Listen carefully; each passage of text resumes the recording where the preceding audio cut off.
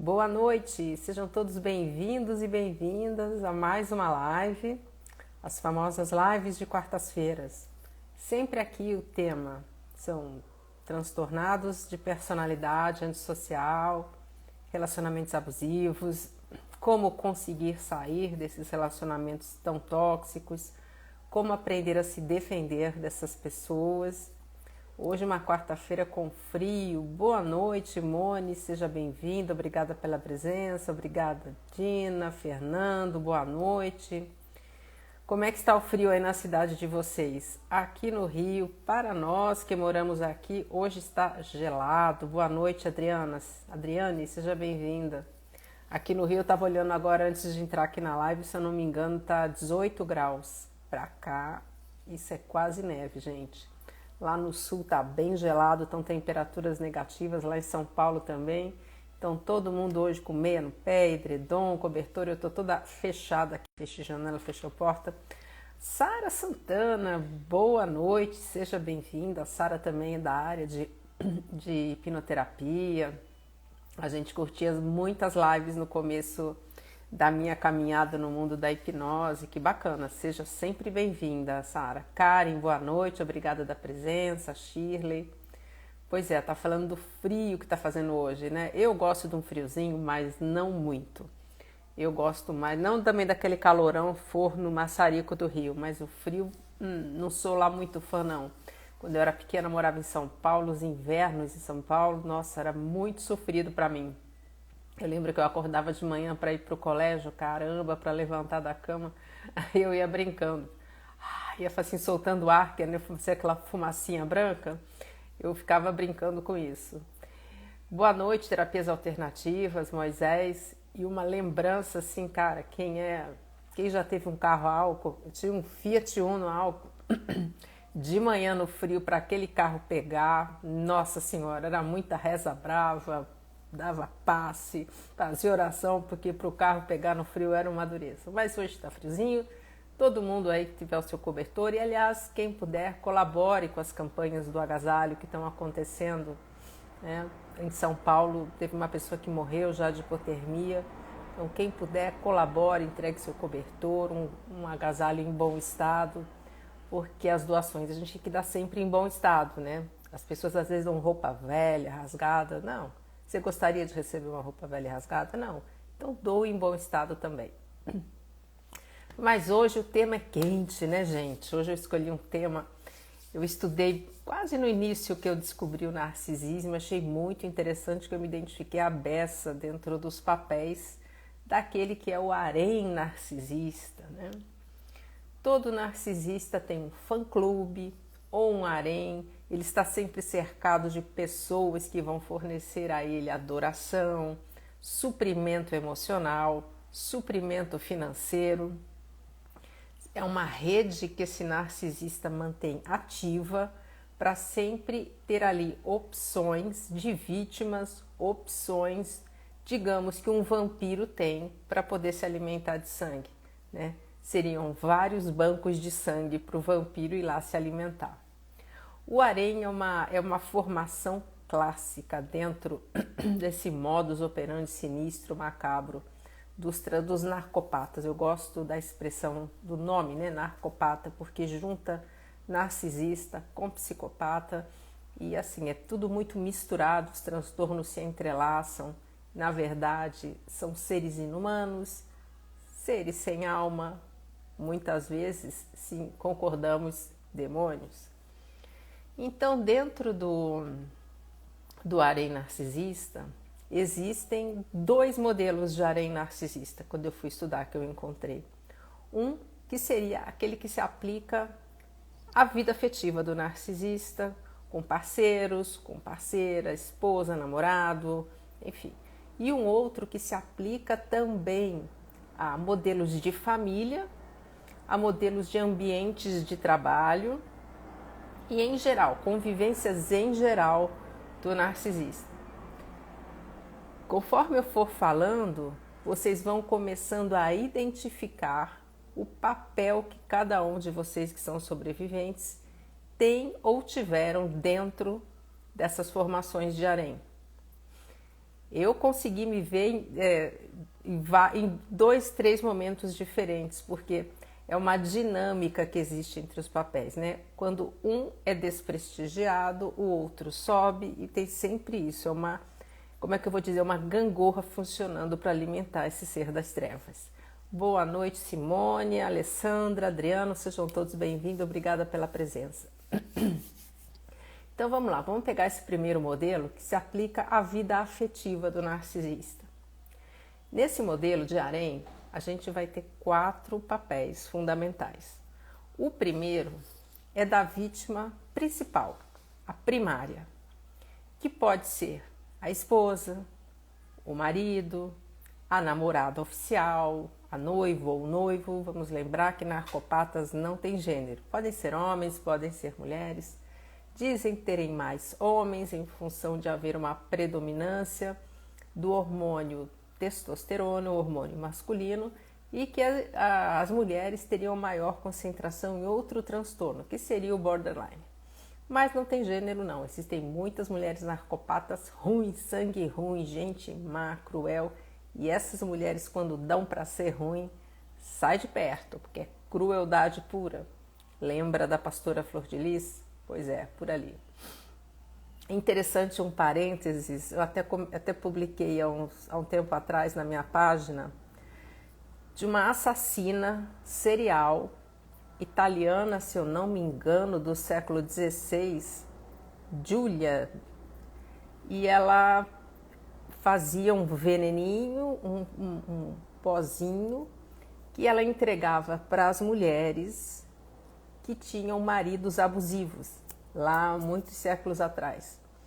É Giulia Tofana, chamava-se água tofana esse veneno.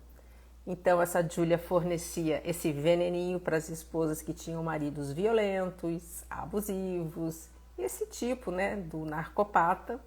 E era um veneno que não deixava rastros, pistas, quando o marido acabava, e não tinha sabor. Então elas misturavam na comida, misturavam no suquinho e davam cabo do abusador. Agora a gente não sabe quem é o moço, quem é a mocinha e quem é o bandido, porque essa Giulia, na verdade, ela, enfim, lá do jeito dela, fazia com que a vida dessas mulheres fosse um pouco melhor, mas por outro lado era uma assassina, né? Uma pessoa que era uma narcopata também. Vocês veem como ao longo da história tudo isso apareceu há muito tempo, mas vamos lá. Então falando da vítima primária, que vai ser a esposa, marido, noiva, a namorada oficial. Essa vai ser aquela pessoa que o narcopata apresenta para a sociedade como sendo seu relacionamento. Então, se ele gosta de redes sociais, por exemplo, essa pessoa pode aparecer ao lado dele, ao lado dela na foto. Quando tem aniversário da família, essa pessoa que vai junto, muitas vezes tem filhos, acaba tendo alguma coisa de patrimônio em comum. Enfim, é aquela pessoa que garante que esse narcopata tem uma aparência de família, que ele esteja assim dentro de uma estrutura de normalidade perante as outras pessoas. Normalidade nesse sentido de ter uma esposa, ter filhos, ter um lar e ninguém saber da vida promíscua que eles têm, ninguém saber das práticas muitas vezes de parafilia. Parafilia são práticas sexuais pouco aceitas pela sociedade, são aquelas práticas mais bizarras. Então ele mantém essa imagem. E essa vítima primária normalmente também é quem cuida mais diretamente do narcisista. Por exemplo, se é um marido ou uma esposa que cuida da casa, pode fazer a parte da alimentação, cuidar da saúde, cuidar dos filhos. Então esta vítima primária está nesse papel principal, né? Perante esse harém todo, é a parte mais importante. Mais importante não, a parte aparente para a sociedade, porque, enfim, há uma movimentação entre todos os papéis. E ali o narcisista passa mais tempo em contato, né? Porque acabou de sair, por exemplo, do trabalho, vai voltar para casa, vai ficar mais tempo, vai dormir ali, vai acordar ali, muitas vezes pode até dormir em outro lugar com as outras vítimas, mas na maior parte do tempo vai estar com a vítima primária. E essa vítima primária é quem mais sofre na mão dessa desgraça dessa pessoa. Por quê? Por estar mais tempo junto, acaba desenvolvendo, né, vamos dizer, uma intimidade maior. Não há intimidade no sentido de trocar, no sentido de um confiar no outro com uma pessoa narcopata, claro que não. Mas é de estar nesse dia a dia próximo, estar sentado do lado, na mesa, quando vai tomar café, está junto. Então, a vítima primária é a que mais sofre, né? Com as irritações, com as frustrações, com os castigos do silêncio, até porque essa vítima, sendo a primária, ela acaba ficando muito menos sujeita a variações do que as outras três que vão vir depois, porque ela está num papel em que todo mundo está vendo, a sociedade está conhecendo ela, não dá simplesmente para jogar fora de um dia para o outro, depois trazer de volta. Existem famílias, né, laços de família que estão envolvidos. Então essa é a vítima que mais sofre, que mais é destruída, essa primária. E ao mesmo tempo ela tem um papel, apesar de ser a mais destruída, ela também é que tem o papel principal. As outras vítimas a invejam, sem saber o quanto que ela é destruída, essa que está no papel principal. Quem for se identificando com os papéis que eu for descrevendo, se sentir à vontade, vai contando aí, tá? Menina, tô me vendo, Luciana, como vítima primária? Pois é, eu já fui primária e já tive antes também nos outros papéis. Depois a gente vai ter a vítima que aparece como sendo a vítima secundária. A secundária, normalmente, é um caso, um affair que pode estar no trabalho, se a pessoa trabalha, ou na faculdade. E ali sim, digamos, aquele amante, aquela amante mais constante, que está sempre junto nesses ambientes. Existem até fofoquinhas, tá rolando alguma coisa ali com aquelas duas pessoas. Olha, e muitas vezes o narcisista pode ter uma vítima primária, mas nesses ambientes ninguém sabe dessa vítima primária, tá? A cara de pau chega a este ponto de muitas vezes ele negar de ter uma família e conseguir manter isso em sigilo. Apesar dessa vítima primária ter este papel de poder estar aparecendo mais perante a sociedade, muitas vezes ele consegue manter tudo isso escondido também. O Fernando está dizendo, vítima primária e a que se sente enlouquecer com toda a manipulação e anulação. O Fernando também já se viu nesse papel de vítima primária. Pois é, Fernando, eu também passei por este papel. E é de enlouquecer mesmo, porque a gente fica muito mais sujeita, né, a essas instabilidades, essas maluquices, doideiras, desequilíbrios dessas pessoas transtornadas. E a gente acaba, assim, ficando no meio de uma rede de pessoas que tem muita inveja uma da outra, que se degladiam por causa dessa criatura das sombras. Energeticamente é muito desgastante você ser a vítima primária. Porque essa pessoa, né, essa narcopata vai se relacionar lá, Deus sabe com quem, volta para casa e muitas vezes dorme do seu lado, você acorda mal, drenado, sem energia. Claro, por onde foi que andou esta criatura? Com quem essas outras vítimas, quem são, quem serão, como se comportam. Então a vítima primária é bastante prejudicada com tudo isso. Então, aí a vítima secundária é exatamente este caso, assim, digamos, mais permanente, neste local em que o narcopata costuma frequentar, trabalho, faculdade, academia, pode ser. O narcopata adora arrumar confusão na academia, conheço muitos que tinham galhos, rolos, encontros nas academias, porque eles vão para lá bonitões, né, querem aparecer e tal. Então ali tem esta pessoa. E esta secundária, sim, normalmente ela sabe que o narcopata se relaciona com uma vítima primária. E tem muita disputa nisso. Porque tudo que a vítima secundária mais deseja é o quanto antes se tornar a vítima primária. Vamos lembrar que todo mundo que está envolvido nesse harém, na grande maioria dos casos, desconhece que esse narcopata é alguém que não vale nada. Acha que sim, é uma pessoa problemática, que não ama porque não recebeu amor na infância, porque sofreu muito, né?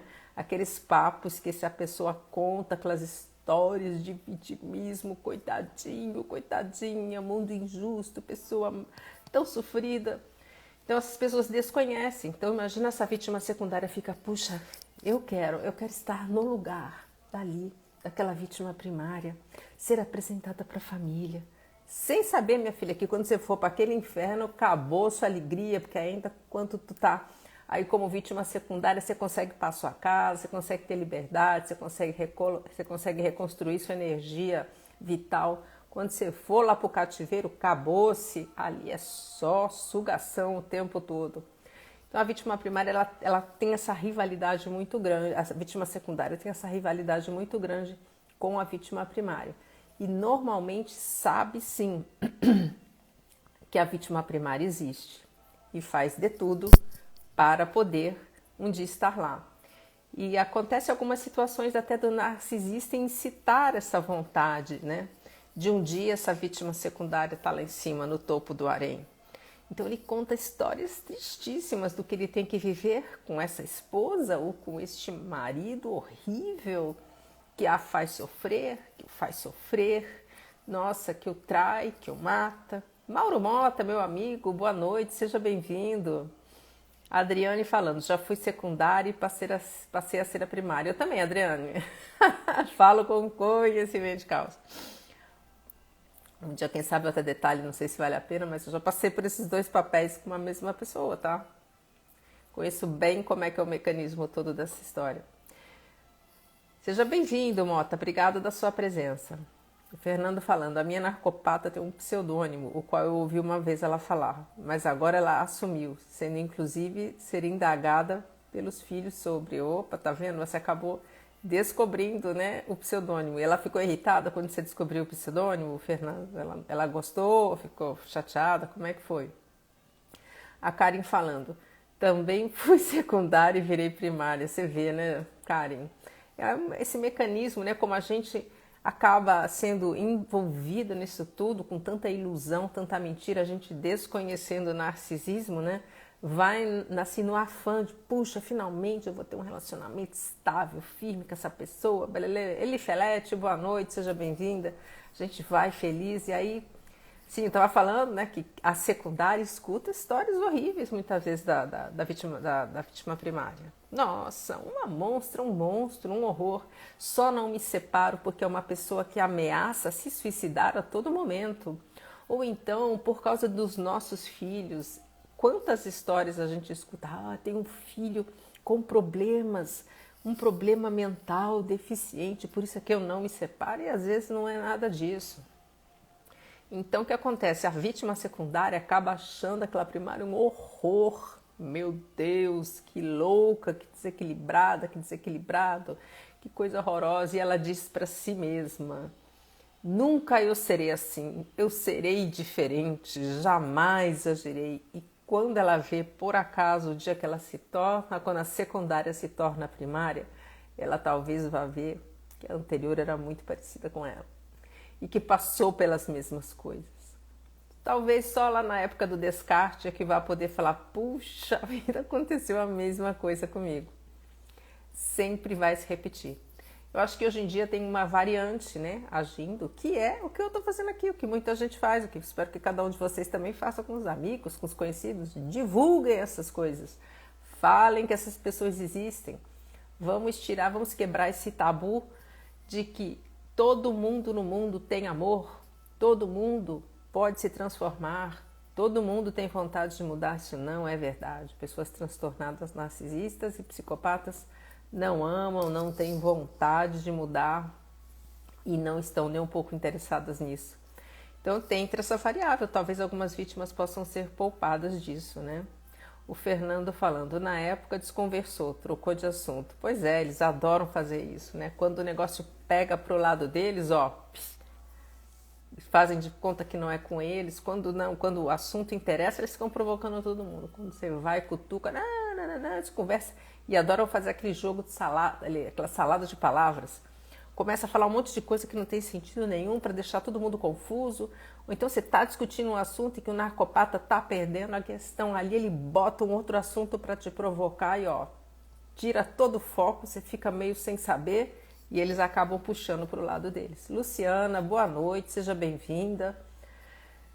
A Karen está falando, estou divulgando para todas as mulheres que amam. Isso aí, Karen, a gente tem que falar sobre isso. Muitas vezes a gente leva o assunto pela primeira vez, a pessoa fica meio olhando meio estranho pra gente. Nossa, que coisa, essas pessoas existem.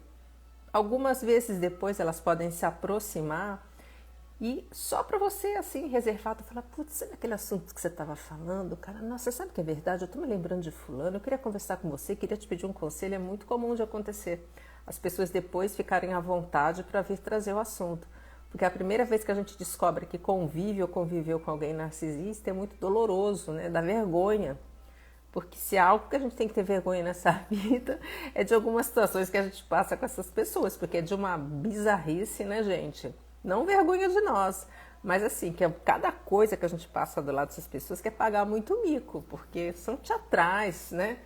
São falsas. Então, às vezes a gente tem vergonha de falar sobre o assunto, mas às vezes a amiga sendo só no momento assim mais íntimo com a outra conversando, pode se abrir um pouco mais para ter mais informações.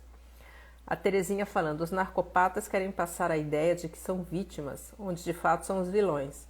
E pior do que isso, nem todo mundo acredita em quem vive nesse tipo de situação. Eles distorcem muito bem o que fazem. Isso mesmo, Terezinha, eles sempre são vítimas. Sempre, no trabalho, em casa, são explorados, são incompreendidos, não são valorizados, são traídos, espoliados. Eu me lembro mesmo antes de eu descobrir o narcisismo, isso me incomodava já, sabe? Boa noite, Silvia, seja bem-vinda. Isso me incomodava, porque eu falava, não é possível, essa criatura nunca assume responsabilidade pelo que faz. No começo eu tive muita pena, dó, enganada, né? Mas depois aquilo começou a ser estranho, eu falei, meu Deus, é sempre vítima, e é isso. E as pessoas não acreditam que a vítima passa por esse tipo de situação, Terezinha. Por quê? É desconhecido o mecanismo do funcionamento desses narcopatas, né? Ninguém sabe como eles funcionam, não acreditam que existem pessoas que não conseguem amar, acham que todo mundo ama, todo mundo pode ser salvo, enfim. E eles são atores de Hollywood, aliás, tem muitos lá, né? Eles iam ganhar Oscar. Mas vamos lá, depois você vai ter a vítima terciária, né? Que está no terceiro nível. Essa também acaba sendo uma pessoa que é um caso, porque sempre eles vão buscar esta dominação também pelo sexo, até para obter o próprio prazer da situação, a dominação. Essa terciária, muitas vezes, ela é alguém que apresenta uma vantagem social, por exemplo. Uma pessoa bem relacionada no mundo dos negócios, bem relacionada socialmente. Ou então uma pessoa que é muito bonita, que pode dar um destaque para esse narcisista. Então, essa daqui, ela tem menos intimidade com o narcisista, menos frequência de encontros do que a segunda e muito menos ainda do que a primeira. Mas ela apresenta algo bastante interessante. E uma coisa que pode acontecer é, entre essas vítimas, isso acontecer em cidades diferentes, muitas vezes. Por exemplo, em São Paulo, você tem a Grande São Paulo. Você tem São Paulo, tem ABC, então ali tem Santo André, São Caetano. Então pode ser que o narcopata, que está mais sujo que pau de galinheiro em algum lugar, ele vá para essas cidades próximas, que não é tão distante, dá para ir, dá para voltar, e ali ele pode fazer um cenáriozinho, um circozinho com essas pessoas com menos chance de ser visto. Isso é muito comum. Às vezes, por exemplo, se é uma pessoa que trabalha viajando, ela pode em outros estados aparecer, se apresentar tendo uma função diferente e começar a estabelecer casos também. Então, a terciária, ela vai ter esse papel de alguma coisa muito importante nesse sentido, profissionalmente, ou uma pessoa muito bonita, ou uma pessoa que garante status para esse narcopata. Vamos ver, a Terezinha está falando.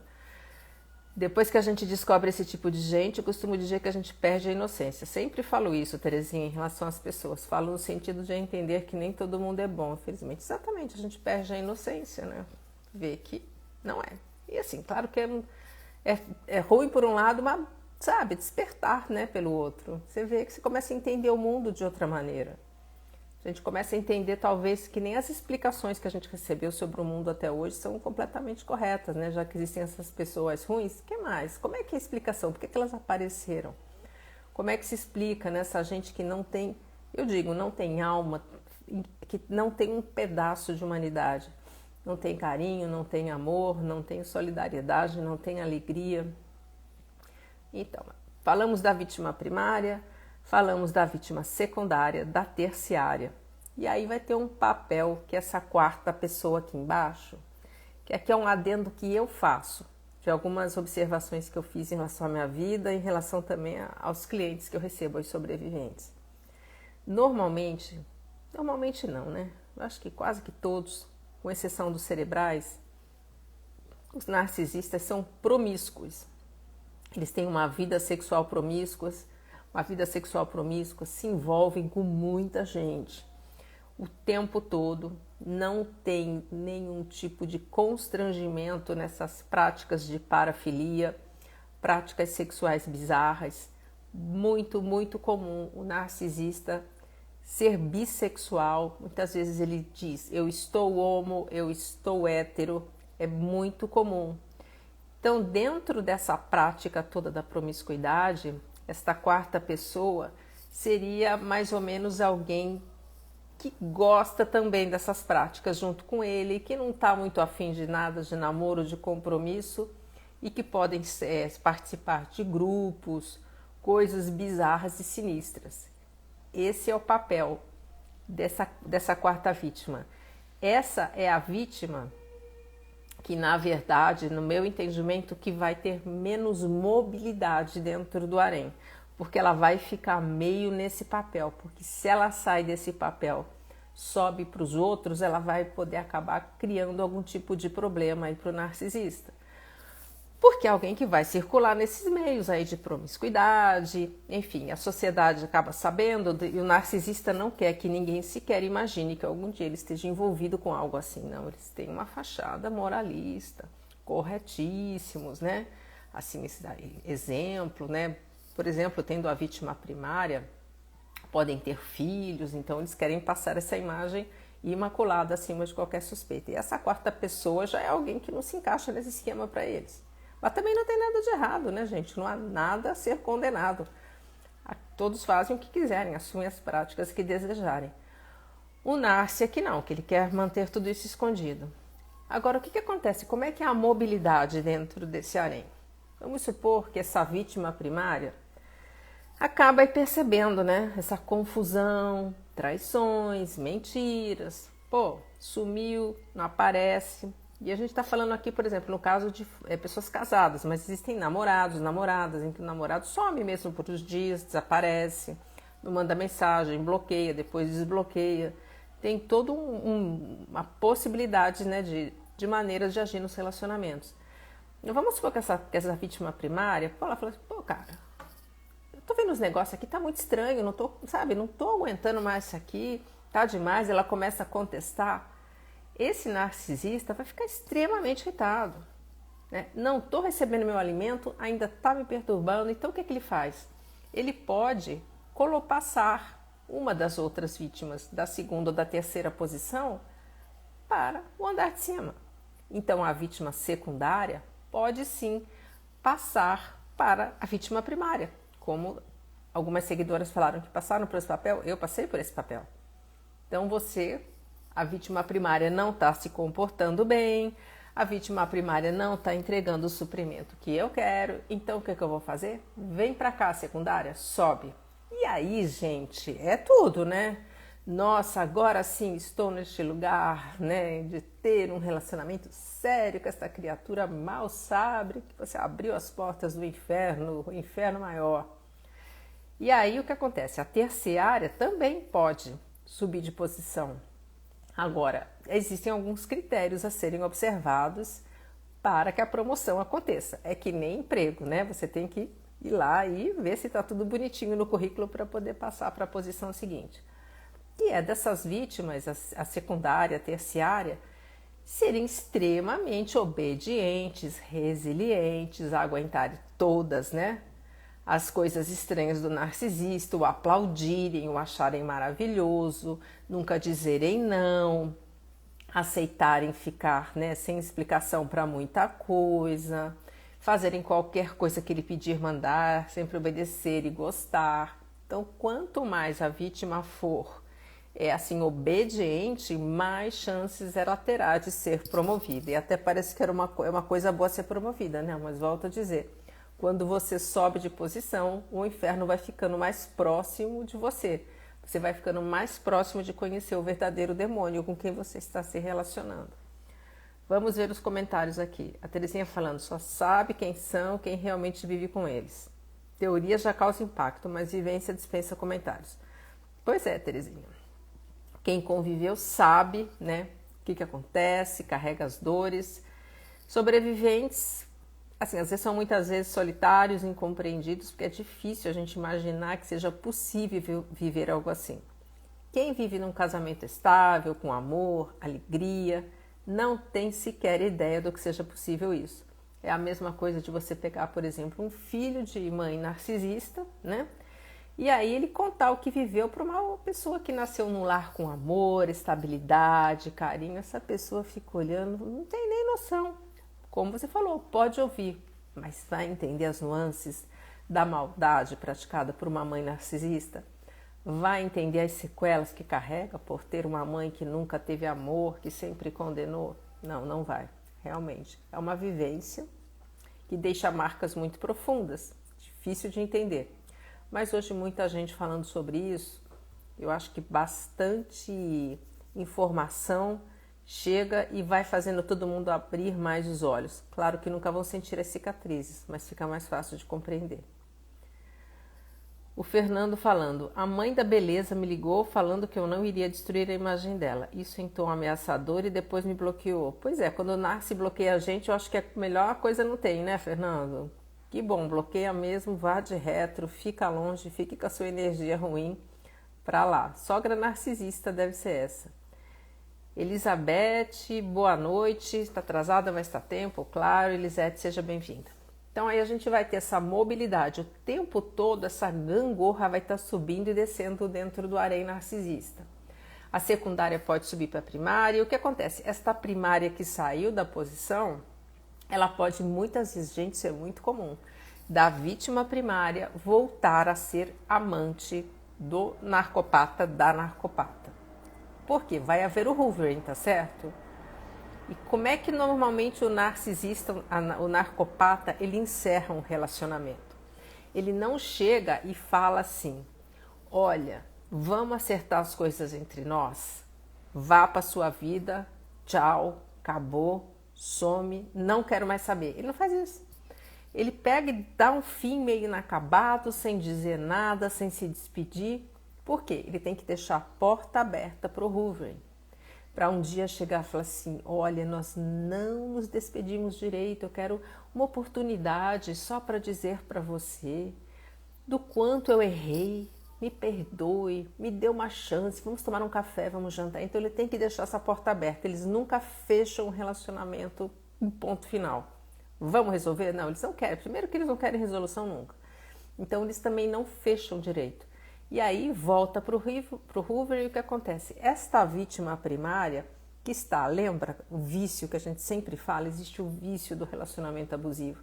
Essa criatura está com o vício lá em cima, o cérebro gritando para voltar a viver aquelas situações de estresse que gera adrenalina, o centro de recompensas pedindo pelo narcopata que um dia trouxe tanta coisa excitante durante o bombardeio de amor. E além do que a dependência emocional, tudo isso girando, a pessoa sem entender o que está acontecendo, buf, ela cai no hoovering. E aí quando ela cai no hoovering, ela pode muitas vezes de primária passar a terciária, passar a ser a amante ou passar a secundária.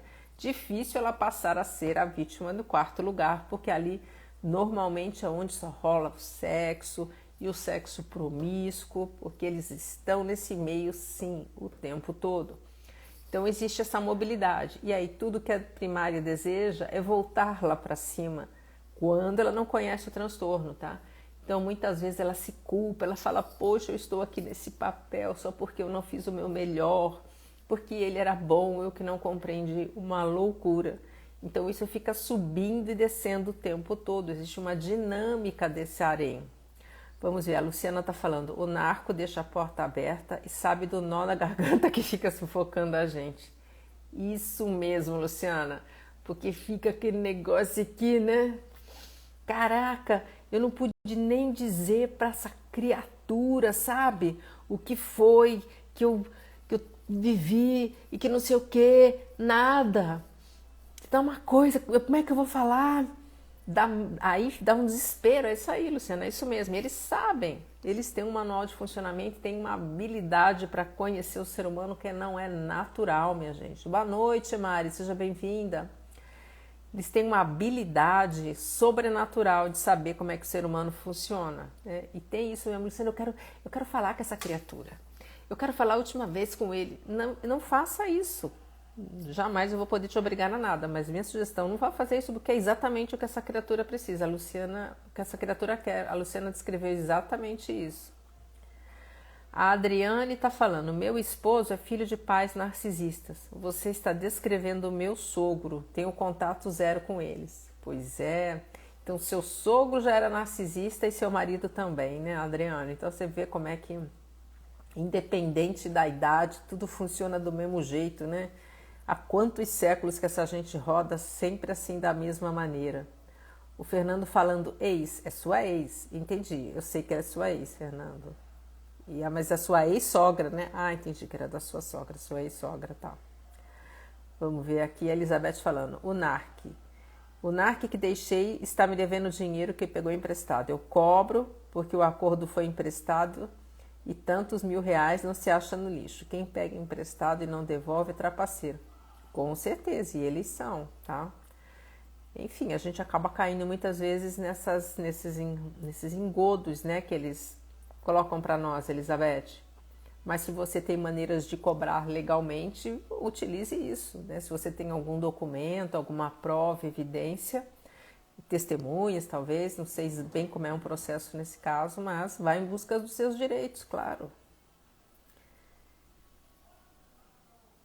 Deixa eu ver, a Marilane, minha amiga, está falando como se libertar desta dependência emocional de um narcisista. Maia, dependência emocional, ela é um transtorno de personalidade, como também é o narcisismo, como também são os transtornos antissociais, né, onde está o narcisismo. Com a diferença que os transtornados antissociais, eles fazem mal para o outro, para o mundo. O dependente emocional faz mal para si. Ele abre mão de si pelo outro, ele abre mão das coisas que ele gosta, para ter companhia, para ter alguém. Então não é uma coisa que tenha fim ou cura, porque não é doença. É um jeito de ser, um conjunto de comportamentos. O que precisa acontecer? A gente precisa ter o autoconhecimento, saber que nós temos isso, ter a humildade de aceitar que a gente tem e começar a trabalhar autoconhecimento, começar a trabalhar na parte terapêutica para ter mais autoconfiança, para se colocar em primeiro lugar, para colocar os seus planos em primeiro lugar, liberar a dependência emocional que a gente tem lá de trás, do pai, da mãe, da família de origem, para poder caminhar livremente como adultos nessa vida. Porque quando a gente tem essas questões lá de trás da família de pai, de mãe, que não está bem resolvido em relação a recebimento de amor, para sempre fica aquela necessidade de receber o amor condicional que até hoje não veio. Então aquela pessoa que não vai totalmente livre para a vida, para ter seu marido, sua esposa, seus filhos, que ela tem que voltar para tomar conta de pai, voltar para tomar conta de mãe, voltar para dar conta desse povo que não soube resolver sua vida. Então quando a gente consegue libertar isso, trabalhar o autoconhecimento, trabalhar a autoconfiança, a gente vai começando a aprender a lidar com a dependência emocional. E a dependência emocional traz também essa característica de vício, por isso é que existe, por exemplo, o CODA, Codependentes Anônimos. MADA, Mulheres que Amam Demais, são para as pessoas que têm a dependência emocional. A gente precisa ter a humildade de ver, estar sempre buscando e entender que é um vício. Né? Como eu dou exemplo, né? Imagina um alcoólatra que sai falando, eu paro de beber a hora que eu quiser, quem manda no vício sou eu. Não é assim. Quanto mais nós tivermos humildade e disciplina para saber vencer tudo isso, e amor próprio, aí a gente vai começar a viver melhor com isso. Agora, narcisistas, a gente tem repetência deles nas nossas vidas devido à familiaridade que nós tivemos lá no lar de infância, com abusos emocionais, migalhas de amor, falta de cuidados, falta de carinho. Então, quando a gente encontra alguém que vai entregar tudo isso de novo para a gente, é atração fatal. Assim, é muito comum a gente ouvir, né, as mulheres falarem, gente, Não tem homem bom nesse mundo. Ou os homens falarem, não tem uma mulher bacana nesse mundo. Tem muitos. O que acontece? Quem tem essa familiaridade com todo esse mecanismo de lar disfuncional, de abuso emocional, migalhas de amor, falta de cuidado, falta de atenção, não consegue enxergar na sua frente quando uma pessoa boa aparece, uma pessoa respeitosa, uma pessoa que é estável, que deseja um relacionamento saudável, não consegue enxergar, sabe, assim, tá na sua frente na fila do supermercado. Aí você olha e fala, é bonitinho, mas sem graça, né? Aí vem lá de longe aquela criatura cafajeste que não vale nada, narcopata, assim, bonitinho, né? Interessante. Porque ali o seu subconsciente olha e vê exatamente quem vai te trazer isso. Abuso emocional, migalhas de amor, falta de cuidado. E esse aqui da frente não. Por isso aqui não dá match. O que é a paixão? Quando os gatilhos emocionais de um disparam os gatilhos emocionais do outro. Eu dou sempre esse exemplo. A gente recebe em terapia uma das partes de um casal, ou o marido ou a esposa.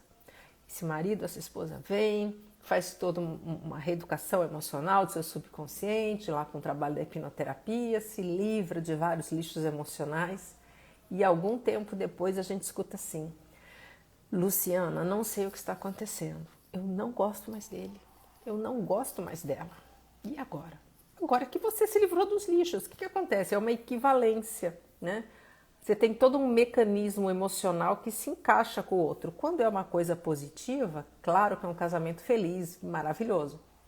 Quando são duas pessoas cheias de confusão, de lixo emocional, de sequelas, de dependência, também é uma ligação doentia. Quando uma fica mais saudável, a outra desencaixa, não gosta mais. Tá? Então, Mari, para a gente conseguir se libertar dessa repetição de narcisistas na nossa vida, precisa ter toda essa limpeza. Dá para fazer? Com certeza que sim. Vamos ver, Elizabeth falando, a única coisa que quero de volta é o meu dinheiro. Retornar com ele jamais. Só eu sei que é sobreviver. Quase meses. Ah, com certeza, eles valem muito. Seu dinheiro de volta vale muito mais a pena do que eles. Não vale nada esse povo, não. Tá? Vai conseguir o seu dinheiro sim. Psicanálise infantil, eu fico subindo a tela aqui, acabei assinando para você. Foi sem querer, tá? Quem pega emprestado e não devolve é trapaceiro e rouba estelionato, isso mesmo. Busque os seus direitos para ter o seu dinheiro de volta, Elizabeth. Alessandra falando, quando conheci o narcisista, ele tentou jogar que queria uma família, falei que íamos devagar, nos conhecendo, ele me jogou para a quarta posição e de vez em quando fazia propostas indecentes que nunca topei. Então, a Alessandra está dando aqui um exemplo dessa mobilidade que acontece. Ela era, me parece que a principal, que ele queria uma família com ela percebeu, né, que era muito... Porque os narcisistas querem fazer tudo muito rápido, né? Porque eles estão mentindo, mentira nunca aguenta por muito tempo. Então eles começam, não, porque a gente vamos nos casar, vamos ter filhos. Aí você fala, não, vamos devagar, a gente está se conhecendo agora. A Alessandra aqui parece que é mais lúcida, né, nesse sentido, e falou, não, vamos devagar, e tá certo, a posição é essa.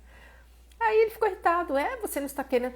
Porque como é que é a cabeça do narcisista no bombardeio de amor? Ele sabe, ele acha que ele está fazendo um trabalho enorme. Ele tem raiva de você porque você está dando trabalho para ele, porque ele está mentindo, ele está encenando, ele está fingindo que é bonzinho, porque ele quer o seu alimento. E você que se considere uma pessoa iluminada de merecer este trabalho dele. Então imagina que a Alessandra fala, não, vamos devagar, tá?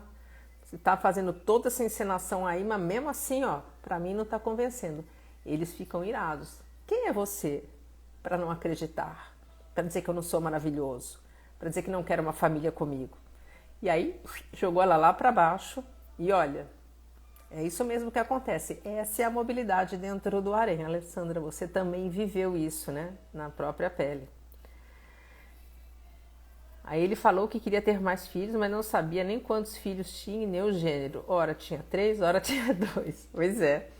A Alessandra falando, né, que o narcopata com quem ela se relacionou, uma hora falava que tinha 2 filhos, depois falava que tinha 3, porque eles mentem sobretudo o tempo todo, sem nenhum tipo de constrangimento. E muitas vezes se enrolam, né? E quando se enrolam, vão falar que a vítima, que é a louca, que é desequilibrada, que imagina que eles não falaram aquilo. Aí já jogam para o gaslighting, já jogam para a dissonância cognitiva, mas eles se enrolam, porque é mentira o tempo todo. Beleza, Mari, bem que se entendeu, minha amiga. Terezinha falando, os narcopatas são altamente materialistas, gostam de dinheiro, prazer e status. Cuidado, gente, eles estão em todos os lugares, o objetivo é isso aí. Eles gostam tudo da parte de olha, gente, dinheiro, prazer, status, não são coisas que são ruins.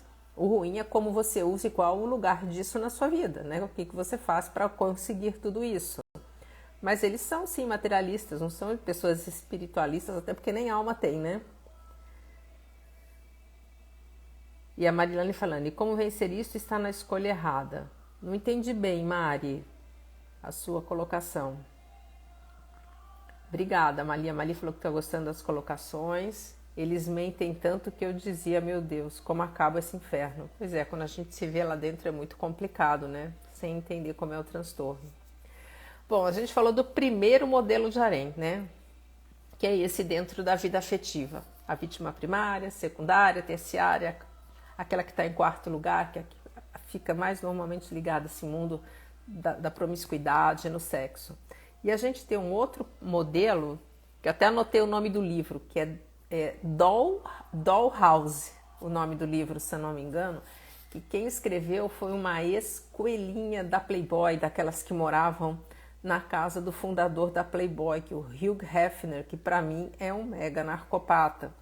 E ali, como é que funcionava dentro da casa desse Hugh Hefner? Era uma base de um culto, né? De uma seita. A Marilane perguntando, como vencer estar sempre escolhendo narcopatas? Acho que eu já respondi também, Mari. Tá? Aquilo da gente estar ligado lá no lar de infância, tem que desfazer a familiaridade com o lar de infância. Então, tá. Depois eu volto aqui na pergunta, Mari. Vamos então só voltar que eu comecei agora aqui falando desse livro, né, do Dollhouse. Então, dentro da casa do Hugh Hefner, tinha esse funcionamento de culto, porque muitas vezes existe esse movimento ao redor de narcopatas, como um culto de adoração, né, a eles. Pessoas que os servem, é um fã-clube, tem macacos voadores. Então esse é outro modelo de harém, que também pode ser como um fã-clube funcionando. E aí, dentro desse modelo, essa moça explica como é que funcionava a dinâmica entre as meninas, lá as tais das coelhinhas da Playboy. Então, o primeiro papel, ela fala que é sempre o alvo do bombardeio de amor. Imagina que existe já um fã-clube, um harém estabelecido e chega a nova vítima dentro desse fã-clube. Muito mais dentro desse esquema de culto mesmo, que era o que acontecia dentro dessa casa. Então, essa vítima nova que entra no jogo, ela é a menina dos olhos do narcopata.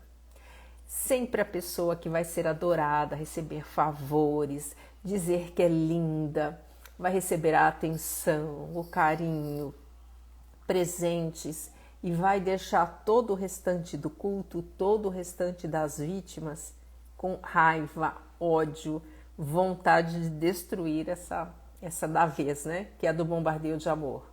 Então, ele usa esta primeira exatamente para desestabilizar todas as outras e manter como disponíveis na mão, a fim de fazer qualquer coisa para não perder o posto junto ao narcopata.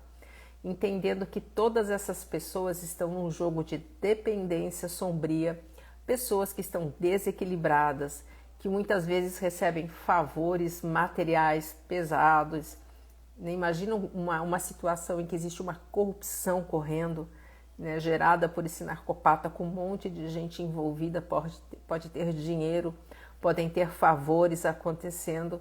Então, quando entra essa vítima nova, ingenuamente ela, né, se acha bacana, recebendo elogios, presentes, atenção, e ali ela vai se preparar para cair no covil de lobos lá embaixo, porque quando ela descer de posição, vai ser descascada. E o narcisista se valendo disso tudo para ganhar suprimento, para receber o alimento que deseja e ao mesmo tempo para manter todo esse grupo aqui de baixo bastante ativo. Depois do bombardeio, vem a segunda posição, que é o eu morro por ele, eu faço qualquer coisa por esse narcopata.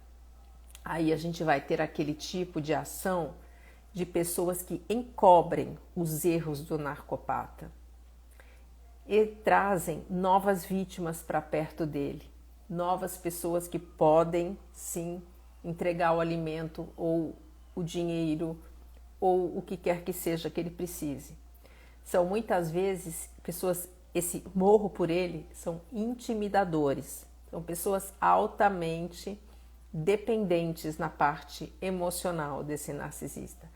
Precisam da adoração dele, precisam que o narcisista veja que ele existe.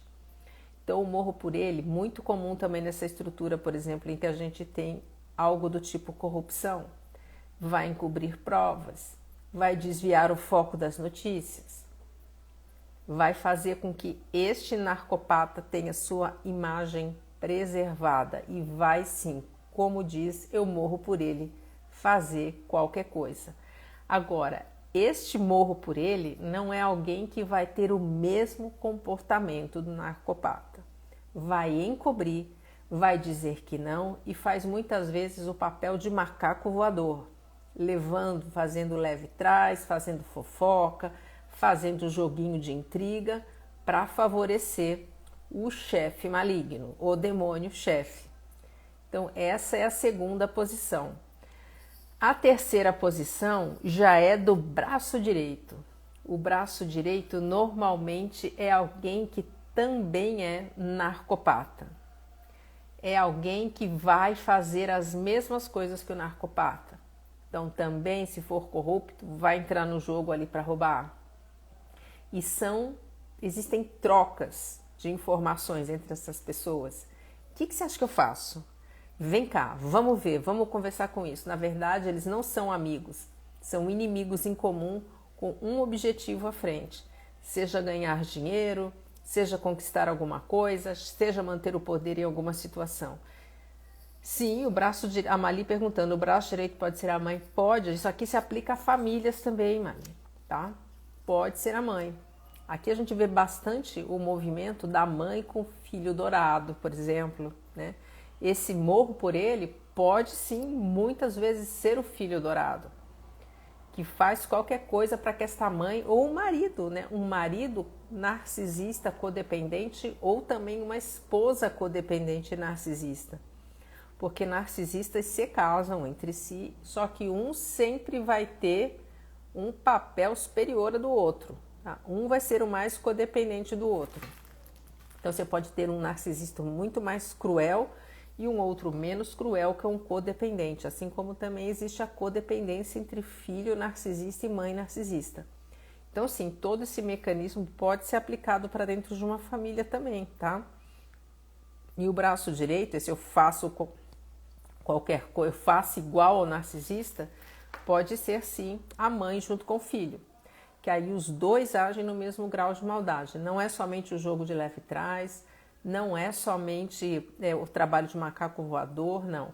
Eles vão planejar juntos, um vale do outro, mas um, na verdade, odeia o outro, porque ninguém se gosta ali. Tá? Eles sabem que estão lidando com um veneno da mesma espécie, mas se unem, porque muitas vezes é importante ter duas forças malignas dessas para eles poderem ganhar o que precisam. E essa gente não quer nada menos do que sempre se dar muito bem. Eles sempre vão querer ficar na frente de todos, se acham com mais direito do que todos, não tem empatia, aquilo tudo que a gente sabe. A Mali falando, a mãe dele escolhia junto com o narcopata a vítima. Olha isso, a mãe escolhia junto com ele a vítima. Pois é, para vocês verem a que nível chega essa coisa bizarra, né, de convivência dentro de uma família ainda. E aí você vai ter, em quarto lugar, dentro desse modelo de harém, dentro desse modelo de culto, tá? É mais um culto, como essa descrição que eu estou dando, que pode incluir a família também. Uma peça muito importante para validar a boa imagem do chefe demônio lá de cima, do narcopata, que é o cuidador empático. É comum a gente encontrar essa figura dentro dos grupos de líderes de narcisismo, de narcisistas religiosos, os narcopatas religiosos. Então esse líder narcopata, muitas vezes, ele faz questão de ter perto dele as pessoas mais bondosas da igreja, aquelas que realmente são caridosas, Porque ali ele consegue criar uma fachada de que se relaciona com pessoas boas, sim. Se essas pessoas boas estão com ele também é desse tipo. As pessoas podem confiar. Afinal de contas, esta senhora que sempre foi caridosa a vida toda, antes desse narcopata chegar, tiveram outros líderes que passaram por aquela agremiação, que sim, ela é muito bondosa, ela é uma pessoa de bem. Então, se ela está com o narcopata, ele deve ser alguém, sim, correto. Então, a gente vai ter normalmente, esse cuidador empático, ele é ingênuo nesse ponto, porque ele não, o braço direito é também narcopata, né? O segundo ali, que é o morro por ele, é um macaco voador dependente que sabe da podridão toda. O primeiro que é do bombardeio de amor tá chegando na história agora, tá achando tudo bom, tudo bonito. Essa parte aqui de baixo do cuidador empático é o que tá iludido ali. E por talvez ser realmente uma pessoa empática, que acredita que todo mundo tem amor, pode se recuperar, fica dançando nessa história ali. Mas é uma peça-chave para o narcopata conseguir manter a sua imagem lá de cima com credibilidade. Então, a gente pode ter, talvez, dentro da família, como a gente está falando aqui da Malina, no caso de uma família, talvez um dos membros que seja mais empático esteja ali junto com a mãe para garantir que isso aconteça, que ela tenha uma boa imagem, para garantir que ela seja vista como alguém que faz práticas bacanas. Então, a gente tem esse outro papel, que é do cuidador empático, dentro dessa estrutura desse culto.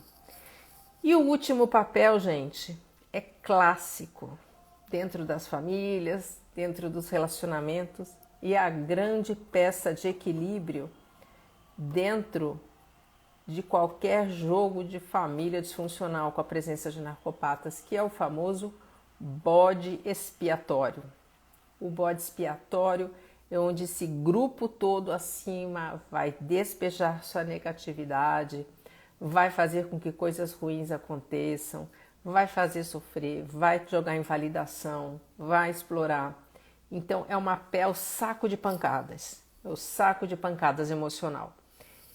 E como a gente falou, pode haver uma mobilidade também nessa estrutura de culto, também nessa estrutura de harém, mais voltada como, por exemplo, aqui é descrito nessa casa, por exemplo, das coelhinhas da Playboy. O bombardeio de amor um dia pode ser o bode expiatório. Aquele segundo papel, o morro por ele, pode ter se comportado mal, pode ter feito coisas que não agradou o narcisista, pode virar o bode expiatório. Mais difícil é esse que é igual ao narcopata, né? Que é o braço direito vir para lá, porque se um vai, o outro joga o colega junto e fica ali uma briga de demônios. Mas entre os outros 3 papéis, sim, pode virar o bode expiatório. E sempre vai ser a peça de equilíbrio, em que todo mundo joga a negatividade, porque imagina o que rola de raiva, inveja, ciúme, vontade de destruir entre todas essas pessoas que se relacionam nesse fã-clube. Muito ruim. Então alguém vai ter que pagar a conta e se joga lá atrás, nesse bode expiatório. Vamos ver aqui os comentários. Aqui, tá. A Elizabeth, a Mali falando, era surreal. Imagino, né? Uma estrutura de família narcisista é sempre uma coisa meio absurda, meio difícil da gente acreditar que existe, né, Mali? A Elizabeth falando, é exatamente assim, o narque que convivi e a mãe, pois ele é filho único. Pois é, existe a codependência, né, entre filhos narcisistas e as mães narcisistas. O Estevão falando, Lu, tenho uma impressão que esses demônios se comunicam no mundo espiritual. Eu também acho. Eu acho que eles têm uma... Isso é muito comum, tá, Estevão? A gente ouve dos sobreviventes falando. Não sei, parece que eles têm um contato com o mundo espiritual, parece que eles têm um espírito que acompanha, que protege eles, porque eles acabam fazendo tanta coisa ruim e as coisas sempre dão certo para eles. Isso é muito comum da gente ouvir dos sobreviventes, esse tipo de colocação. E eu também acho, eu senti isso, eu vivi isso algumas vezes. A pessoa faz tudo errado, cara, tá dando tudo certo. E eu conheci uma vez um rapaz que ele fazia parte de uma seita depois que ele até acabou descobrindo que tinha ligações com o satanismo. E ele ganhou muito dinheiro nessa seita, teve uma ascensão de vida muito rápida, um emprego em que ele ganhava muita grana, ganhou status, começou a ter acesso de tudo de bom. E ele era um dos líderes, depois de algum tempo, dessa própria seita. Só que essa seita um dia cobrou o preço, porque sempre tem preço, né? Não há almoço de graça. E o preço era que ele se separasse da esposa dele. Ele falou, não quero me separar. Beleza, você não quer separar, então você vai perder tudo que nós demos até agora para você. E aí a vida dele começa a cair, ele começa a perder dinheiro. Isso é um relato real que eu ouvi falando. Ele começa a perder dinheiro, começa a perder emprego, status, e a vida dele vai caindo, e ele começa só a pensar em suicídio. A esposa decide se separar dele depois de um tempo, ela não quer mais, e ele fica completamente sozinho, ela contra ele. E aí ele se reergue, depois ele vai para um outro lado, para outro caminho de religião, e consegue se reerguer, se reencontrar. E ele falou uma coisa que eu gostei, achei bem lógico. Ele falou assim, que Deus nos dá tudo com muita generosidade e amor. Dá por amor, dá para ver seus filhos felizes. O diabo, ele te dá e ele é que nem agiota. Ele cobra cada centavinho de juro de volta depois e cobra muito mais caro. Vai pedir muito mais do que você deu. Então, se existe essa proteção espiritual para esse monte de maldades aí dos narcopatas, sim. Agora, saiba que tudo isso vai vir uma fatura pesada depois. Porque tudo, minha gente, tem preço e tem fatura. Não vamos nos esquecer. Eu tenho essa sensação também, tá, Estevam? De que existe aí uma combinação do mundo espiritual junto com eles. Mas, se tiver e for ruim, vão receber a fatura e estão cientes do que estão fazendo. A Elizabeth dizendo, um ajuda o outro, mas se odeiam. Mãe e filho, um conta as coisas... Entendi. Eles se amam, eles se ajudam, mas se odeiam. É porque eles não têm amor um pelo outro. Né? É um jogo de dependência, é um jogo de controle, é um jogo de culpa. Não há amor, não há alegria, não há emoção positiva nenhuma. A Mali falando, passei 2 meses só observando e me perguntando, eles não têm alma? Eu acho que não. Tá? Minha posição pessoal, mas o que é alma, Luciana? Olha dentro dos olhos desses narcisistas, veja o vazio que tem. Eles próprios se intitulam, eu sou um robô, eu me identifico mais com as máquinas do que com os seres humanos. Eles passam a vida observando empáticos para copiar o comportamento, não tem personalidade própria. Falta neles um pedaço de humanidade, eles não sentem amor, não conseguem sentir amor, não conseguem ter empatia, não têm nenhum sentimento pelo seu próximo. O que é isso que tem dentro dessas pessoas? E se a gente for ver, porque a gente começa a abrir o leque de possibilidades para entender quem são essas pessoas, existem essas possibilidades de terem entre nós robôs orgânicos, pessoas que têm um corpo, mas por dentro não são exatamente iguais a nós. Tá? Quando a gente começa a entender, sim, que existem pessoas com essa impossibilidade, com essa falta de humanidade entre nós, tem que se olhar de outro jeito o mundo. Muda o paradigma, muda a maneira de encarar de maneira, assim, a maneira inicial. Então, é assim, é uma possibilidade, né? É você abrir o seu olhar, os seus horizontes. Cada um faz o que quiser. Quem quiser enxergar assim com essas possibilidades, começar a ver que talvez o mundo não é como a gente aprendeu, que nem todos são empáticos, bons, vão se recuperar, não, que tem pessoas ruins. E como é que essas pessoas surgiram? Tem uma live minha falando sobre o mundo espiritual dos narcopatas. Lá eu falo com um pouco mais de profundidade sobre isso. A Mali falando, é uma quadrilha espiritual. Eu via muitas vezes os espíritos com ele. Eles têm pacto com o demônio. É outra coisa que chega com muita frequência, né, nos atendimentos. Eu via vultos.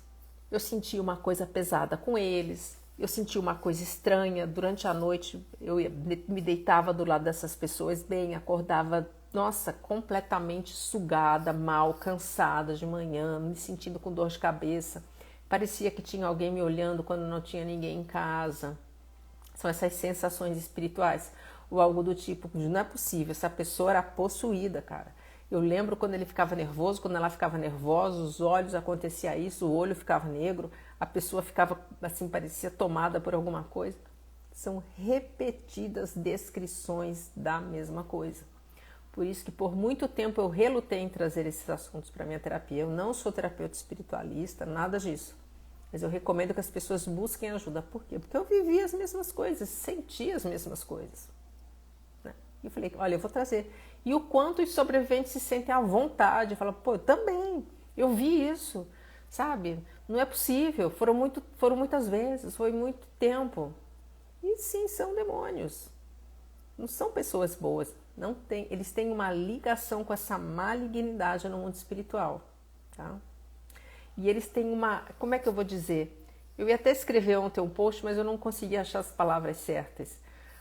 É como se, assim, tivesse uma aura, né? Nessas pessoas narcopatas, que fosse um buraco negro.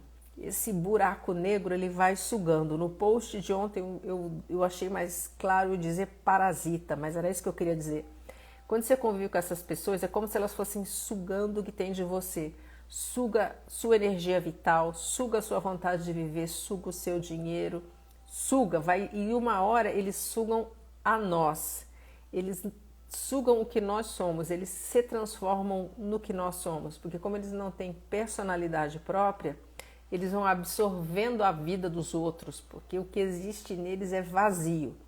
Imagina, o buraco negro, ele é mais ou menos isso. Algumas pessoas dizem que ele consegue sugar tudo que tem ao redor. Então imagina que essas pessoas são vazias por dentro. Elas precisam se preencher da vida dos outros, literalmente.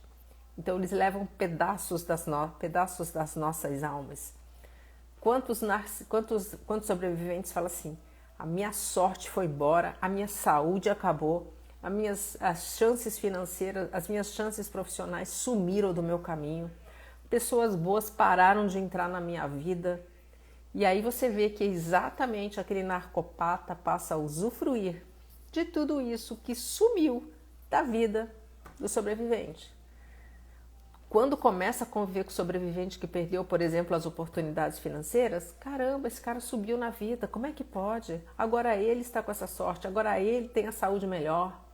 Então eles roubam pedaços das nossas almas e o xamanismo contempla isso. Fala que sim, pedaços de almas podem ser roubados. E qual é o perfil de ladrões de pedaços de almas? Pessoas autoritárias, eternamente insatisfeitas, pessoas arrogantes. Quem será que tem esse perfil? Com quem será que essas pessoas parecem? Então é isso mesmo, a gente tem um lado espiritual pesado. Quanto mais nós formos conscientes sobre isso e formos buscar ajuda, tendo saído ou ainda estando no relacionamento, melhor. Que você vai poder se reconstruir e sair um pouco menos destruído disso tudo.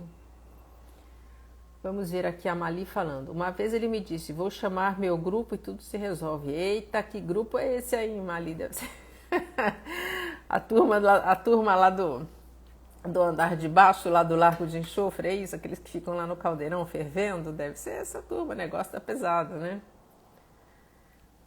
Felícia falando, eles não gostam que olhem para eles, não gostam, Felícia, se sentem incomodados e também não gostam de olhar no olho de ninguém. Quando eles ficam olhando muito nos olhos, assim é por pouquíssimo tempo, eles não conseguem sustentar um olhar. Porque quando nós, empáticos, olhamos nos olhos uns dos outros, a gente se reconhece, né? Eu sou empática, você é empática, a gente olha um para o outro e tá tudo igual. Quando um narcopata vai olhar nos olhos de alguém, eles sabem que a gente vai olhar e fala, estranho esse olhar, hein? Cara, coisa meio fria, meio vazia, aí, bizarrice. Então eles não gostam, eles se sentem à vontade. Porque eles mentem, né? Quando a gente mente, fica incômodo você ficar olhando no olho do outro, porque você sabe que você fez besteira, você sabe que você mentiu. Então eles não se sentem confortáveis e gostam muitas vezes também de óculos escuros. Conheci mais de uma narcisista, aliás, uma mulher e um homem que adoravam óculos escuros e só queriam sair de óculos escuros nas fotografias, para esconder os olhos, né? Alguns são tão deformados que se rastejam. Esses aí eu não vi ainda que rastejam, não. Talvez lá quem tem visão espiritual.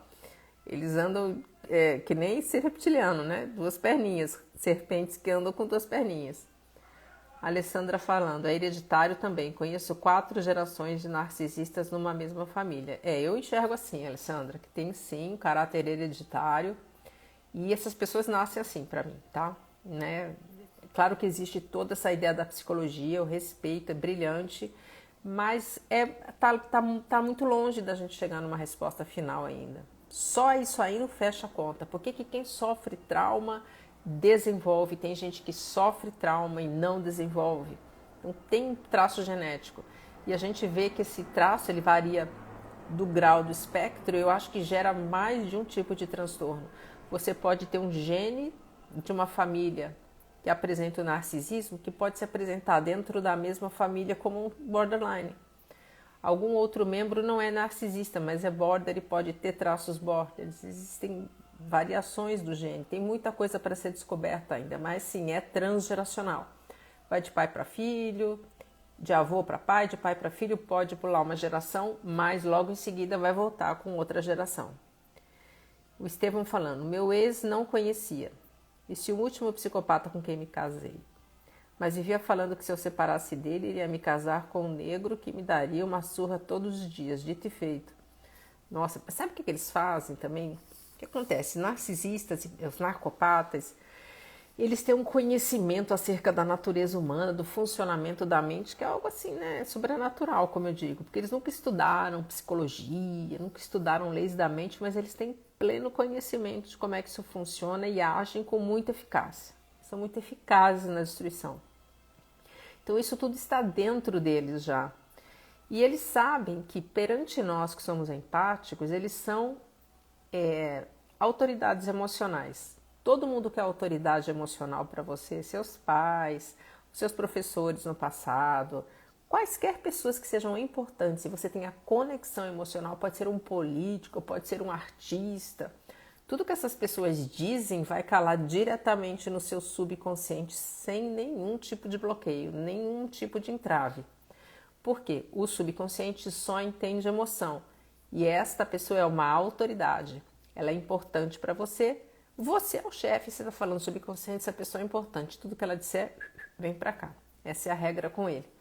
Então, esses narcopatas sabem disso e eles sabem que tudo que eles dizem cala um fundo em nós, porque nós que somos empáticos, nós temos amor e emoção por eles. E eles não têm por nós. Então, eles estão na vantagem nesse ponto. E aí eles podem chegar, por exemplo, começar a fazer um sugestionamento de doença. Chega um dia e, assim, o gaslight é um movimento claro, típico desse, né?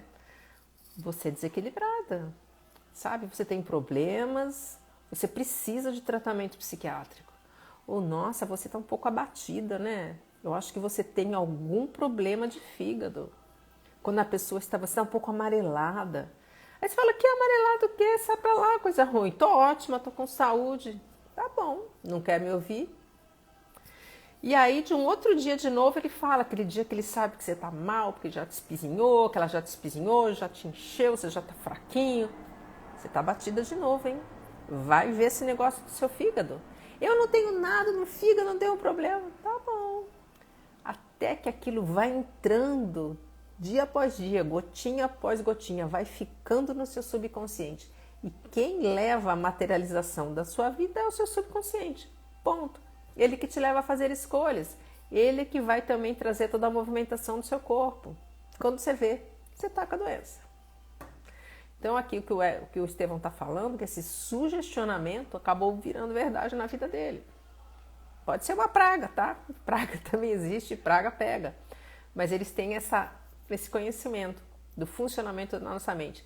Nem a gente muitas vezes sabe e inocentemente a gente cai nessas histórias, porque se a gente aprende como é que funciona a nossa mente, aprende que a gente é que tem que tomar conta, a gente é que tem que mandar no negócio, enquanto a gente não manda, alguém vai mandar. E essas pessoas sabem, tá? Então eles acabam usando tudo isso de uma maneira sobrenatural para ganhar vantagem sobre nós e são muito eficazes. A Mali falando, tudo que você fala é fato. Pois é, tenho pós-graduação no assunto, né? Conheci um monte pela vida aí já. Eu paguei para ver por 2 meses. Pois é, pouco tempo. Graças a Deus, agradeço. Boa noite, Sandra. Seja bem-vinda. Manuela, muito obrigada da presença. O Estevão falando, agora separada desse último há 3 meses, recebi uma notificação no Face desse primeiro convite para ser meu amigo. Faz mais de 6 anos que não vejo esse demônio. Graças a Deus, né? Ainda bem que você não vê. Tomara que tenha mais muitos e muitos para não encontrar essas pragas na frente. A Alessandra, quando eles entram em contato com esse buraco negro, eles ficam destroçados e querem quebrar tudo. Pois é, esse é o problema. Quando você coloca esses narcisistas em contato com essa dor interior, quando é que isso acontece? Quando você, por exemplo, descarta um narcisista antes dele te descartar. Quando você fala, você é ruim, você é feio, você é chato, você é infeliz, você é uma porcaria, vai vir a fúria narcísica depois, porque você está fazendo eles olharem para dentro de si e saberem quem eles são. Toda essa confusão que eles fazem de invalidade, de suprimento, é para não olhar para essa dor que carregam dentro de si, para essa baixíssima autoestima, para essa falta de personalidade original. Então, quando você faz isso, por isso que eu recomendo. Tem gente que diz que não, mas eu não recomendo. Não bate de frente. Não sai falando, você é narcisista, descobri quem você é transtornado. Você vai apanhar, você vai perder, cara. Apanhar no sentido literal, não é literal, né? No sentido figurado. Você vai perder no jogo. Por quê? O narcopata vai ficar te olhando, nossa, você descobriu que eu sou assim? Aham, tá. E não vai nem demonstrar muita coisa. Depois a sua vida vai se tornar um inferno, porque eles não têm limites, eles são vingativos e eles não têm emoção, portanto toda a parte mental, racional é muito rápida e eles são estratégicos e têm esse conhecimento sobrenatural sobre você. Então, você vai perder, não bata de frente. Quando eles entram em contato, como ela falou, eles entram em modo psicopático, e a sua vida vira um inferno. Pergunta para alguém que viveu um divórcio litigioso com um narcopata. Você vai ouvir histórias de filme de terror na vida real, tá? A Mali falando, ele tirou um pedaço da minha alma e para buscar de volta tive que devolver tudo dele. E ele não queria de jeito nenhum. Foram vários divórcios energéticos. É isso aí, mano. Tá? Agora, para mim, o que é mais eficaz para a gente conseguir romper com laços espirituais, laços de afinidades com essas pessoas, é fazer o exercício de ter a sua frequência emocional boa, positiva. Isso é uma disciplina, é um trabalho que vem unido ao trabalho terapêutico, vem unido ao trabalho espiritual, vem unido ao trabalho energético. Se manterem bem, em alegria, em esperança, em boas emoções, porque aí você não sintoniza com a criatura das trevas. Porque aí é que vai dar match. Quando você está no buraco, no inferno junto com eles, dá match. Você sai de um, você entra em outro. Quando você consegue subir essa frequência, aí você desfaz a afinidade e pode caminhar. Agora essa mudança de frequência vem também com você ter limpado lá dentro do seu subconsciente a familiaridade com todo esse comportamento tóxico deles. Porque enquanto dentro de você estiver a familiaridade com o castigo do silêncio, com o abuso, com uma falta de amor, eles vão ser interessantes para você. Seu subconsciente só te leva para aquilo que você já conhece. E a gente foge do mundo e não foge da gente. Vamos ver. O grupo era do demônio mesmo, ele fez pactos. É muito comum também ouvir isso, tá, gente? Acerca de narcopatas fazerem práticas de magia negra, de estarem envolvidos com grupos que praticam. E muitas vezes isso não é aberto. Muitas vezes eles fazem sem que, por exemplo, a vítima primária, como eu descrevi, conheça. Eles praticam isso em momentos que não estão com essas vítimas. Tá bastante comum ouvir esse tipo de colocação que essas pessoas trabalham com magia negra. Muitas vezes podem ser as mães também que fazem isso, outras pessoas da família que garantem proteção aí para esses narcopatas agirem. Terezinha falando, eles interpretam papéis o tempo todo, mentem, enganam, pensam que realmente esse tipo de ser nem sabe o que é o lado espiritual da vida. Sabem sim, tá, Terezinha? Sabem, eu já ouvi, por exemplo, um narcopata com quem eu convivi, que ele era uma pessoa muito poderosa no trabalho, parará. Tinha muito sucesso. Aí um dia ele falou assim, lá onde eu trabalho, todo mundo tem medo de mim. Eu falei, meu Deus, que inferno, né? Porque você trabalha num local onde todo mundo tem medo de você, imagina como é que é o clima desse lugar. Horrível, péssimo. Eu falei, nossa, faz algum negócio para ter um ambiente melhor. Ele falou, não, é melhor assim. Eu falei, mas é muito ruim, as pessoas estão sofrendo. Ela falou assim, quer saber? Para mim não tem salvação. Não tem nada que possa fazer eu ir para um lugar melhor ou ficar melhor. Então, quer saber? Deixa assim mesmo, todo mundo com medo, deixa o ambiente ruim. Não tem problema, para mim não tem jeito. Eles sabem quem são, sabem quem tem o mundo espiritual sim. A Mali falando, quando eu olhava dentro do olho dele, ele tentava me agredir. Pois é, né, gente, eles são violentos, não pode olhar. Eu atendi uma moça uma vez que ela tinha uma mãe narcisista, ela conta que com 2, 3 aninhos, ela olhava para a cara da mãe, a mãe dava um tapa na cara dela porque não queria que ficasse olhando. Olha isso, é uma mãe, né? A Mali falando, eu vi espíritos aqui em casa se rastejando. Pois é, muito comum ouvir falar, ver sobre isso de vultos que aparecem, são seres das trevas. Boa noite, Francine, seja bem-vinda. Chegou atrasada, a live vai ficar salva.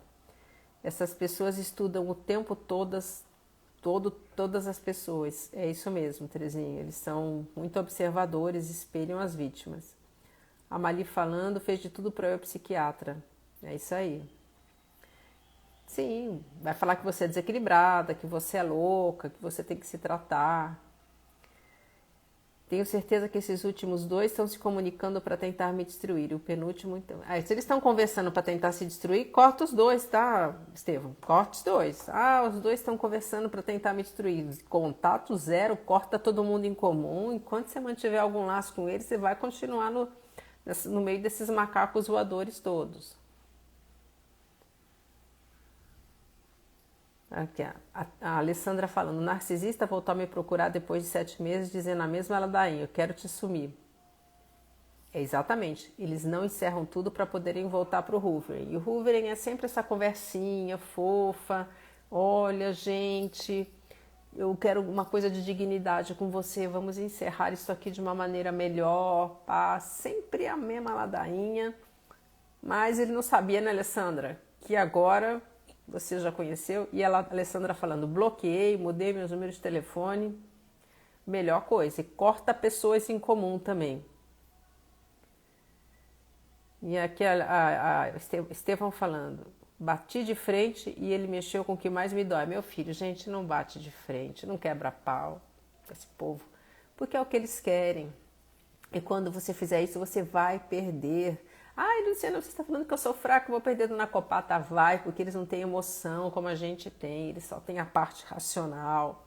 Eles não têm escrúpulos, não tem problema em mentir, enganar você, é empático, você tem. Você vai querer agir corretamente e vai ser o inferno. É todo tipo de tortura judicial, emocional, campanha de difamação, perseguição, não vale a pena. Francine falando, 2 meses de litígio, ele entrou com todos os recursos para não sair de casa. 2 meses de tratamento de silêncio, sugando toda a minha energia. Pois é, Francine. E vai embora toda a energia mesmo. Castigo do silêncio, todo mundo fala, castigo do silêncio, eu achei que era um dia, 2, não, às vezes são meses. Tá? Eu já ouvi assim, castigo de silêncio de 6 meses, tá? De uma mãe mãe narcisista com filhos dentro de casa. Gente, está quase dando agora a nossa hora, quase 1h30 de live. Oi, Gisele, boa noite. O Fernando falando, ela sempre arrebentava meu terço que ficava do lado da cama. Eita, sai capeta! Arrebentava o terço que o Fernando tinha. Olha como é que é esse povo. Elizabeth falando, o ex-narc está trocando de vítima, vai para casa da madrinha para ela rezar e jurei fazer imposição de mãos, a madrinha enche-lhe um anjo. Pois é, até a madrinha acredita nessa criatura, né? Pois é, gente, até aqui nessa questão de a madrinha benzer, quem assistiu aquela série Bom Dia Verônica, lembra, né, que a mãe do psicopata que o Eduardo Moscovitz interpreta faz isso, né? E de repente essas próprias pessoas é que fecham essa parada toda espiritual dessa gente. Mas é sempre assim, né? O único recado que vale a pena sobre narcisistas mesmo é se afastem, contato 0. Esse povo não traz nada de bom pra gente. E hoje eu trouxe um pouco dessa dinâmica do harém narcisista. Ela vai poder estar presente, como eu falei, nos relacionamentos afetivos, na família, no trabalho. Eles sempre vão ter um fã-clube. sempre vão ter um harém de pessoas ao redor para servi-los na parte energética, seja na parte do dinheiro.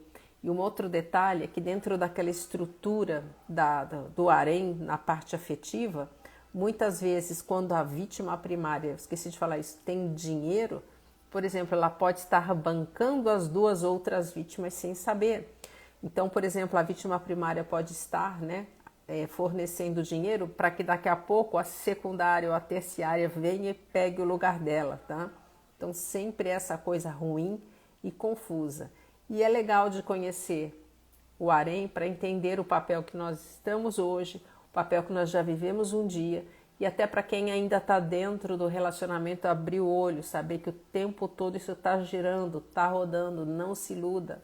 Narcisistas são promíscuos, traem, precisam disso inclusive para se sentirem melhores.